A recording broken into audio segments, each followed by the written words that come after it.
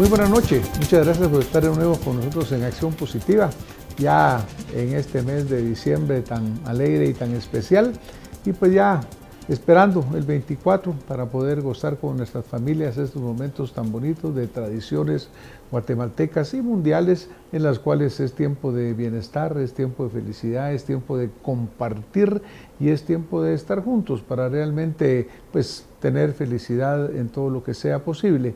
Obviamente una felicidad que no se basa necesariamente en lo material, sino que está principalmente fundamentado en lo espiritual. Porque estas fiestas navideñas tenemos que tener claro que no son solo para regalar, que no son solo de andar pensando de ahora qué damos y cómo corremos y cómo gastamos, sino que el principal valor de estas fiestas navideñas es el compartir con nuestros seres queridos, el darnos los unos a los otros y el entregar lo más valioso que es el cariño y el calor humano.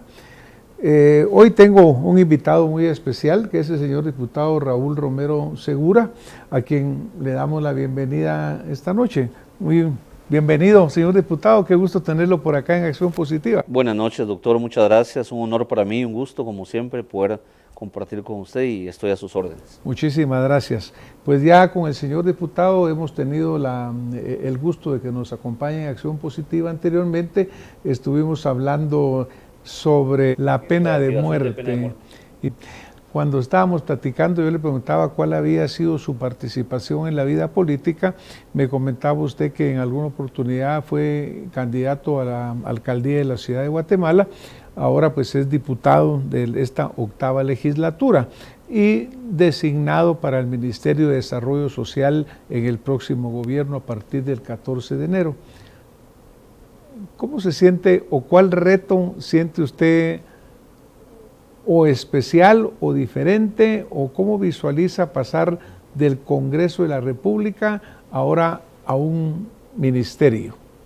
Bueno, doctor, es una pregunta muy interesante. Primero quiero comentarle que efectivamente yo me he desenvuelto toda mi vida prácticamente en el ámbito político.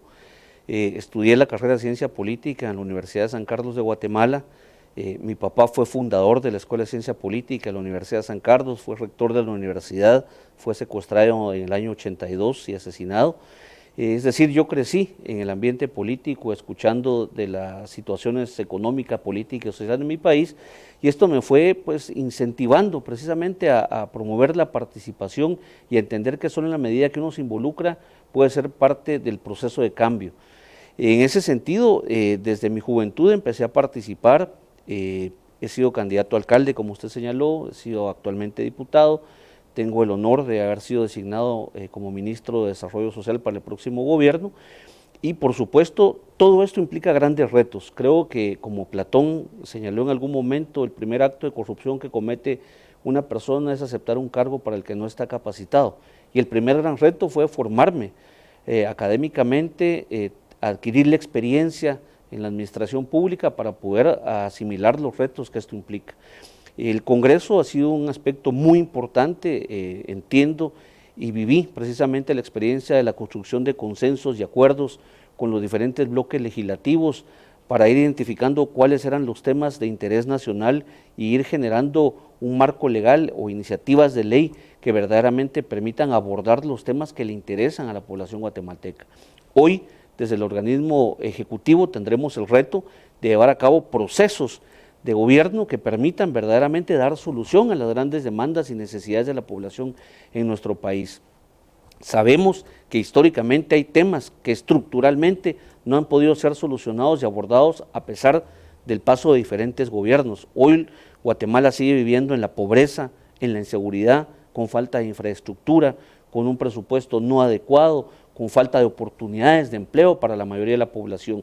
Y creo y estoy convencido que todos los guatemaltecos y guatemaltecas, más allá del nombre del presidente, del nombre del partido que gobierna, lo que le interesa es que las acciones de su gobierno se traduzcan en un mejoramiento de la calidad de vida de las familias guatemaltecas. Y yo creo fundamental de lo que usted menciona, señor diputado, en el sentido de que, como hablábamos antes del programa, han habido planes de gobierno, pero como que no han habido planes de gobierno con visión de nación, con visión de Estado. Entonces, Llegan gobiernos tal vez con buenas intenciones o con intenciones no muy claras en el sentido de sus objetivos. Pero, por ejemplo, usted señala la desnutrición, la pobreza, los problemas educativos. Y estos deben de ser vistos a largo plazo, con una visión de nación, porque usted sabe perfectamente que educar no es cosa de una generación, crear una infraestructura en salud tampoco. Entonces, probablemente eso es lo que nosotros vamos a necesitar muchísimo, ir desarrollando esto más. Sin embargo, considero que el paso por el Congreso debe ser un paso importante, a pesar de que el Congreso es una institución muy desprestigiada. Un poco se la ha ganado el Congreso y otro también por la incomprensión de las funciones. Creo que todavía el Estado de Derecho no es entendido claramente en Guatemala. Pero qué bueno que usted pues ahora lleva el bagaje, la experiencia de un Congreso a un ministerio. A ver si no lo llaman a interpelarlo muy seguido, pero ya saben cómo se maneja toda esta temática. Ahora, recientemente estaba en discusión el presupuesto y dentro de esta temática estuvo acá el licenciado Álvaro González, quien es ministro designado en el área de finanzas públicas, y hablamos sobre la necesidad de hacer enmiendas a esta propuesta que venía. Al final no se aprobó y queda vigente el del año actual, 2019. ¿Cómo ve usted esa situación? Sí, efectivamente, doctor, nosotros hemos trabajado como un equipo de trabajo de manera coordinada. En mi caso hemos coordinado mucho el tema precisamente con el licenciado Álvaro González Richie, que es el ministro designado de Finanzas. Por mi situación como diputado, veíamos realmente cuáles eran las debilidades o falencias de la propuesta de presupuesto de ingresos y egresos de la Nación que fue presentado, y Álvaro González con su equipo técnico trabajó una serie de enmiendas que yo presenté a la dirección legislativa para tratar de alguna manera de reorientar esa propuesta presupuestaria. Básicamente lo que nosotros señalábamos era que no estábamos de acuerdo, uno, con que se les restaran recursos a temas tan importantes como la educación, la salud, la seguridad, el combate a la desnutrición, que debieran ser prioridades del Estado guatemalteco. Pero además también nos preocupaba mucho una asignación de recursos de casi 1.000 millones de quetzales para organizaciones no gubernamentales o ONGs. En algunos casos, algunas ONGs que se desconocía su origen, de reciente creación, y algunas que se desconocía cuál era su función. Y algunas que ni existían todavía, estaban en proceso de creación. Entonces, nosotros siempre señalamos que no podíamos apoyar una propuesta de esa índole y presentamos, porque también siempre hemos señalado que es muy importante trascender de la crítica a ser propositivos. Es decir, no basta con solamente identificar o señalar errores, sino también proponer soluciones. Entonces, conjuntamente con Álvaro González, se presentaron y trabajaron estas enmiendas para que en el Congreso existiera la posibilidad de construir consensos y acuerdos y reorientar esa propuesta presupuestaria. Lamentablemente, por los plazos que se establecen ya en la Constitución, el tiempo fue muy limitado y no se logró construir esos acuerdos y consensos, y pues quedó vigente el presupuesto que actualmente tenemos en la Nación. Ese será con el que tendrá que trabajar el gobierno entrante el próximo año. También la ley permite ya algunos mecanismos como plantear al Congreso readecuaciones presupuestarias dentro de ese mismo presupuesto o reorientaciones para de alguna manera retomar la orientación de prioridades que tendrá el nuevo gobierno. Que sería lo fundamental. Obviamente, dentro de las preocupaciones que existía con este presupuesto propuesto, que aumentaba casi 10.000 millones, era primero, como usted menciona, el uso de fondos en una forma pues irresponsable, por así decirlo, y la reducción de renglones tan importantes como educación y salud. Entonces, pudiéramos pensar de que aunque queda vigente el 2019, para la visión que ustedes tienen en este momento, aunque no se tomaron sus enmiendas, fue mejor para evitar caer en todos estos vicios de entrada. Efectivamente, doctor, y creo que aquí hay algo importante que tenemos que empezar a señalar y a marcar desde ya como un nuevo equipo de gobierno. Es decir, nosotros tenemos que pensar siempre en lo que sea mejor para el país y no necesariamente mejor para el gobierno. Y en este caso estamos convencidos que el que se quedara este presupuesto era lo mejor para el país, aunque no sea lo mejor para el nuevo gobierno, pero sí era lo mejor para el país. Y también estamos convencidos y es parte de los grandes retos que tenemos como nuevo equipo de gobierno, que cualquier presupuesto, si es manejado con transparencia, si es manejado adecuadamente, si es priorizado con una visión de Estado, puede por lo menos suplir las necesidades básicas. Es decir, no podemos tener, como siempre señalé, gobiernos ricos en un pueblo pobre. Entonces creo que se debe predicar con el ejemplo y nosotros vamos a tomar desde el principio acciones que estén orientadas precisamente a transparentar la ejecución presupuestaria, a canalizarlo hacia la inversión y no hacia el gasto de funcionamiento, a que verdaderamente se utilice el recurso público en prioridades para el Estado y para la población guatemalteca, y creemos que con esas acciones que requieren de voluntad política, de madurez política y de seriedad y compromiso con el país, creo que podemos empezar a caminar.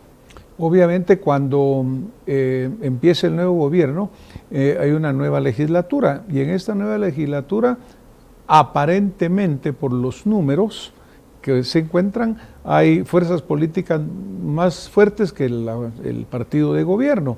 Obviamente como usted mencionaba en el Congreso se aprende a negociar, lo cual debe ser transparente y claro. La negociación, si es transparente y clara, no es mala. La mala es la negociación sucia y artera, ¿no?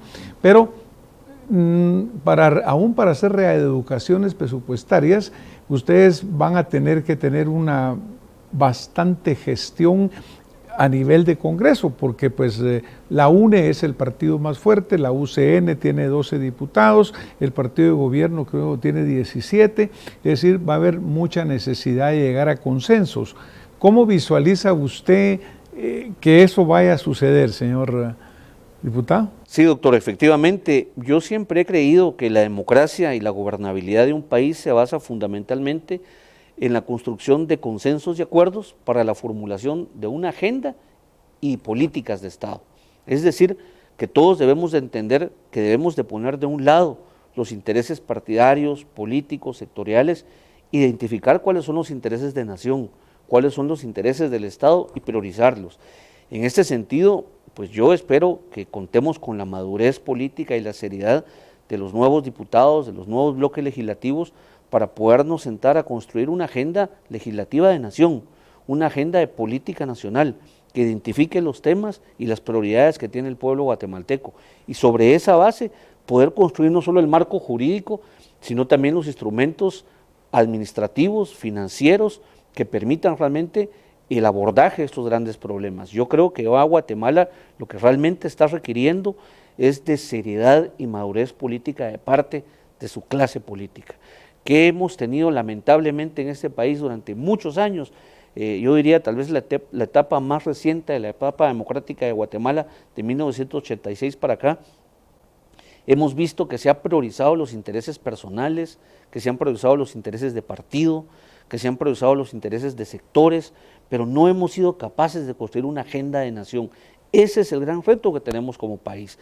Nosotros como gobierno tenemos que poner lo que corresponde de nuestra parte para poder construir políticas de Estado, para trascender de políticas gobierno a políticas de Estado. Vamos a ser muy claros en cuáles son las políticas de gobierno que nos comprometemos a cumplir y que son políticas que se deberán cumplir en el periodo gubernamental de 4 años, pero hay políticas y acciones de Estado que trascenderán y deberán trascender la temporalidad de un solo gobierno con acciones y objetivos de corto, mediano y largo plazo que permitan generar una ruta estratégica de acción que permita efectivamente dar solución a esos grandes problemas que tenemos.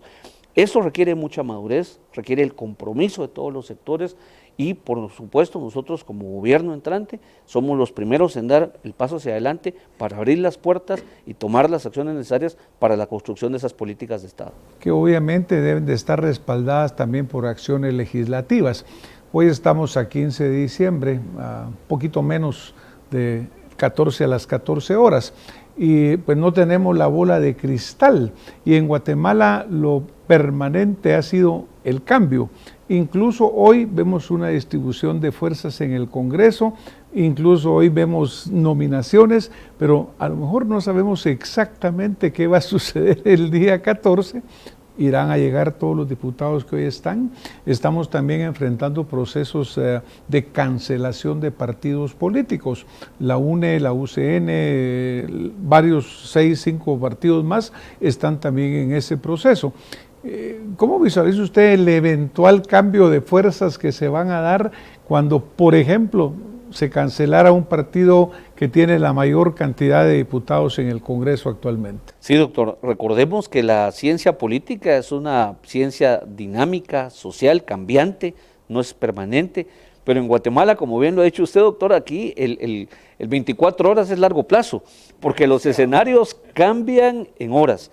Y efectivamente, recordemos que actualmente el Tribunal Supremo Electoral ha señalado que hay prácticamente más de 8 partidos en proceso de cancelación, que hay varios diputados actuales y algunos que resultaron electos con algunos señalamientos que podrían en algún momento tal vez impedir su toma de posesión.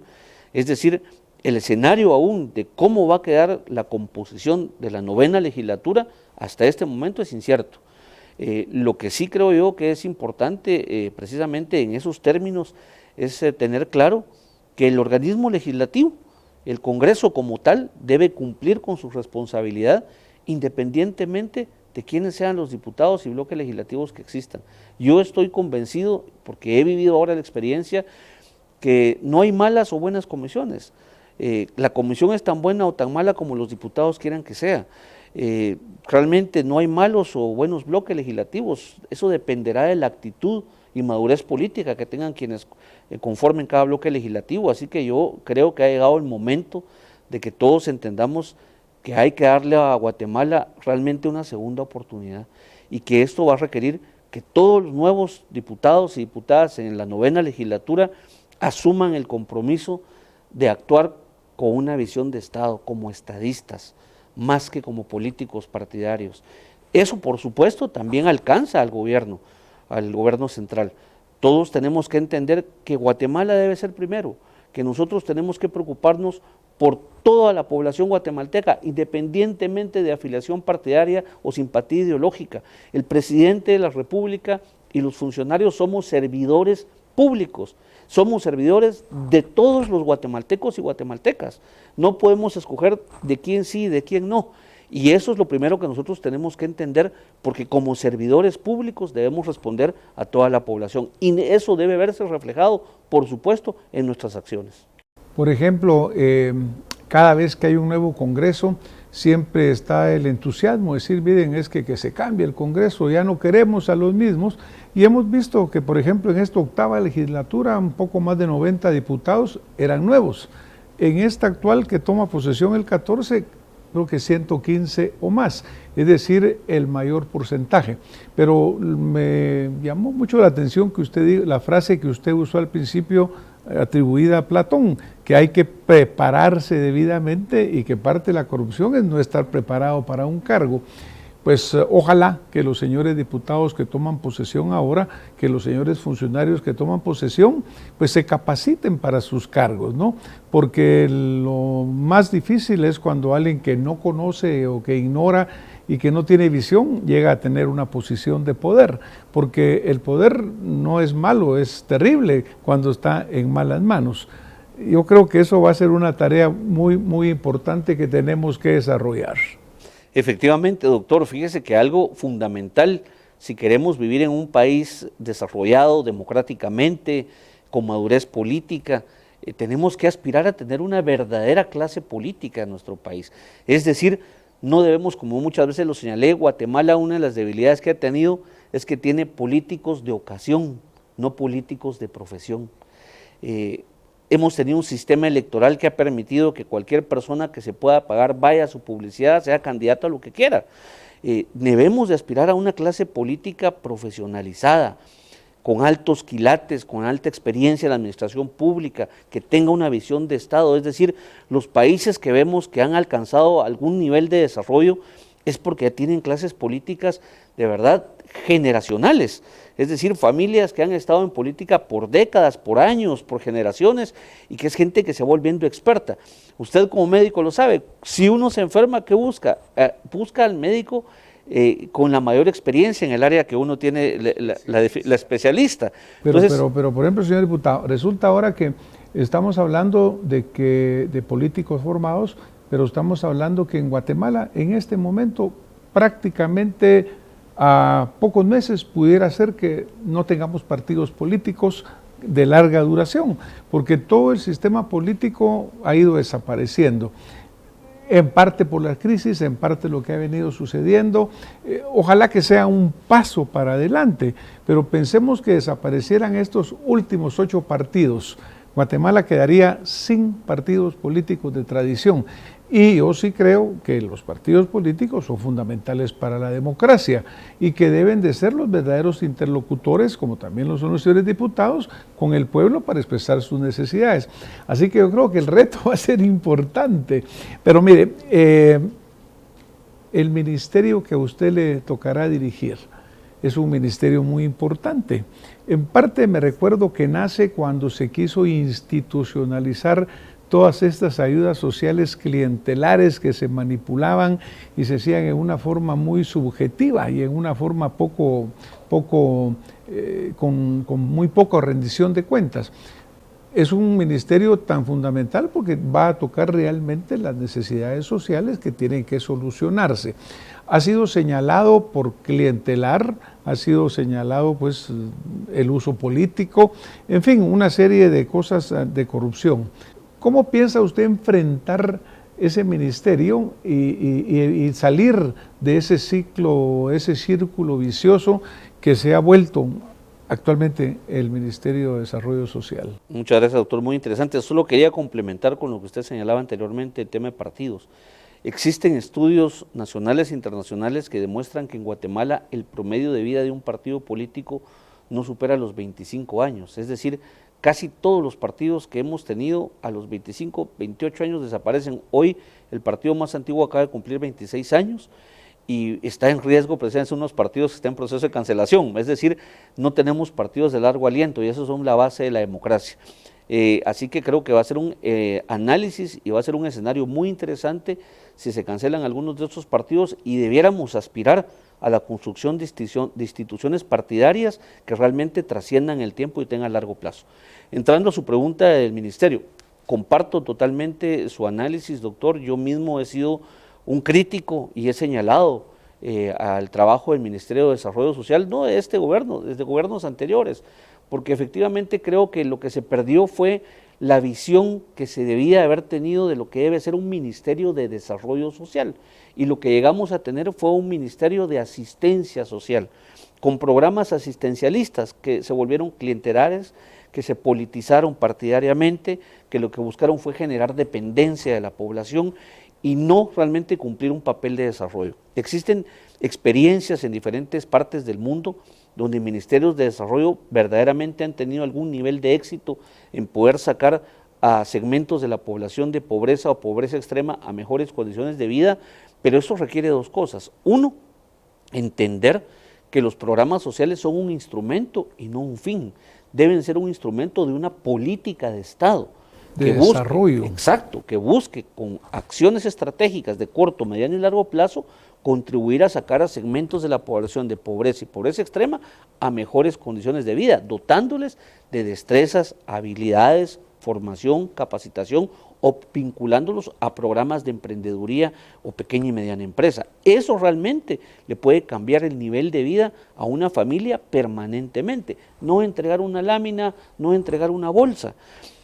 Nosotros también entendemos, por supuesto, que hay segmentos de la población que requieren de una asistencia inmediata y lo vamos a hacer, pero va a ser parte de una visión estratégica en donde verdaderamente vamos a estar buscando promover el verdadero desarrollo integral y el desarrollo permanente. Y para esto nosotros nos vamos a comprometer a algunas acciones muy puntualmente desde el principio. Por ejemplo, lo primero, estamos convencidos que hay que hacer una revisión y actualización del padrón de beneficiarios de los programas sociales, para saber si verdaderamente los programas sociales están llegando a las personas y a las familias que verdaderamente lo necesitan.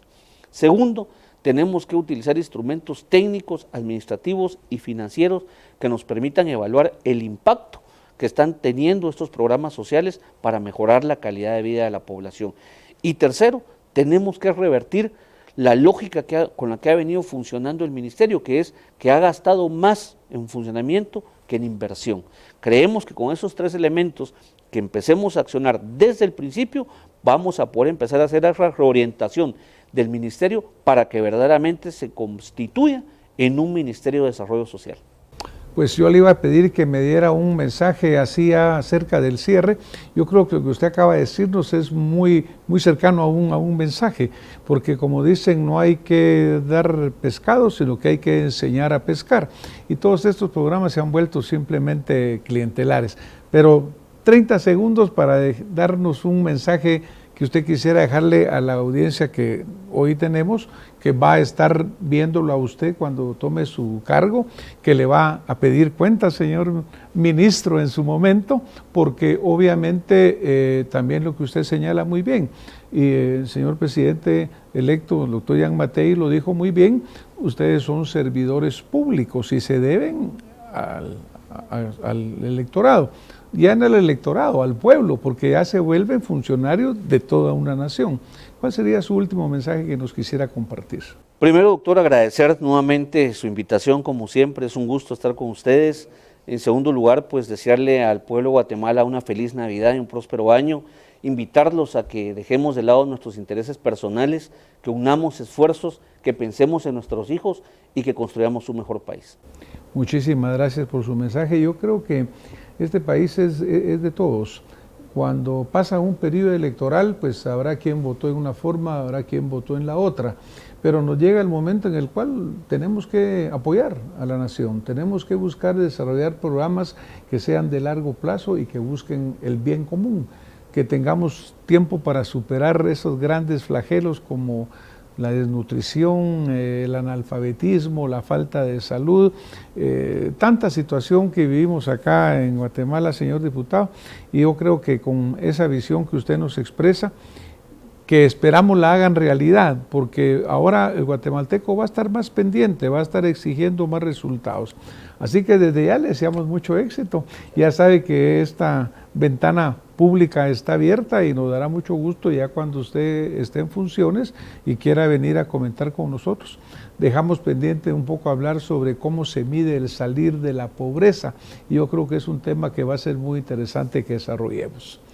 Hoy nos vamos a tener que ir, muchas gracias por haber estado con nosotros y nos vemos un poco antes del día de Nochebuena para desearnos una muy feliz fiesta. Muchas gracias, hasta la próxima semana.